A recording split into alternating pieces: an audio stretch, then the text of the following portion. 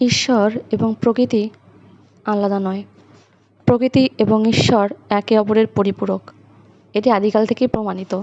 তাই বলাই যেতে পারে প্রকৃতির মধ্যেই ঈশ্বরের বাস। আর ঈশ্বর এবং প্রকৃতির মেলবন্ধন যে কতটা অটুট সেটা দেখতে গেলে যেতে হবে চাকলা ধামে। চারিদিকে ঘন সবুজ ঘেরা প্রকৃতির মাঝে নির্মিত হয়েছে এই শ্রী শ্রী লোকনাথ বাবার ধামটি। কলকাতা থেকে খুব কম দূরত্বেই রয়েছে এই ধামটি। শিয়ালদা থেকে বনগাঁ কিংবা হাবড়া লোকালে উঠে হাবড়া স্টেশনে নামতে হবে। তারপর হাবড়া অটো স্ট্যান্ড থেকে এক অটো আপনাকে পৌঁছে দেবে এই ধামে। অটোতে বসে প্রকৃতি আর ঈশ্বরের গভীর মেলবন্ধন দেখতে দেখতে কখন যে পৌঁছে যাবেন বাবার কাছে বুঝতেই পারবেন না।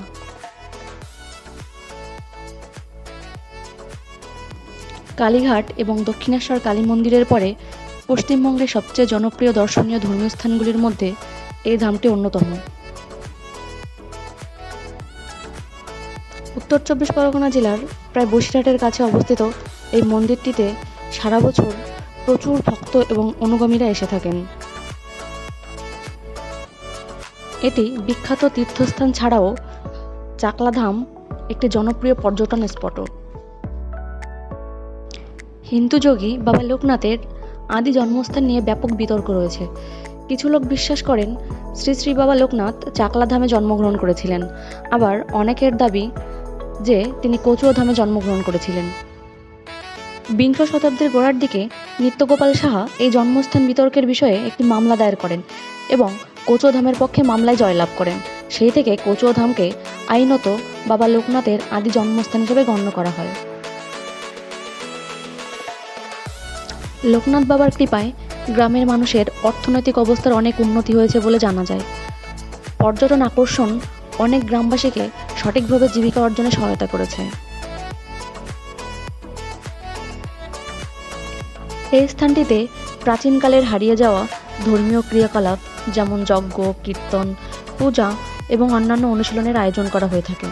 প্রতি বছর 10ই আগস্ট চাকলাধাম বাবা লোকনাথের শুভ জন্মদিন উদযাপন করেন।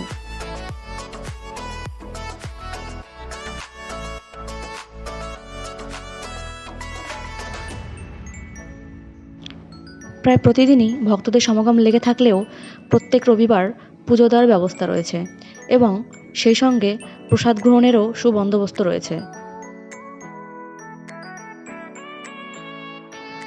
শুধু তাই নয়, দূর দূরান্ত থেকে আসা ভক্তদের বিশ্রামেরও ব্যবস্থা করেছে ধামটি।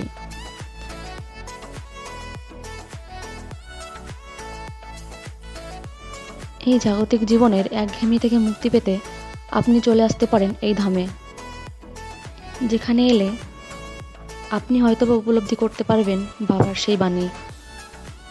অহং চলে গেলে নিজের মনই নিজের গুরু হয়। সৎ ও অসৎ বিচার আসে। জ্ঞানের সঙ্গে ভক্তির মণিকাঞ্চন যোগ হলে শ্রদ্ধা হবে তোদের আশ্রয়, শ্রদ্ধা হবে তোদের বান্ধব এবং শ্রদ্ধা হবে তোদের পাথেয়। বাংলা পঞ্জিকা অনুসারে শ্রী শ্রী বাবা লোকনাথ 19 জ্যৈষ্ঠ বস্তুগত দেহ ত্যাগ করেছিলেন। এই ভিডিওটি আপনাদের ভালো লাগলে একটা লাইক এবং কমেন্ট করে যাবেন। ধন্যবাদ।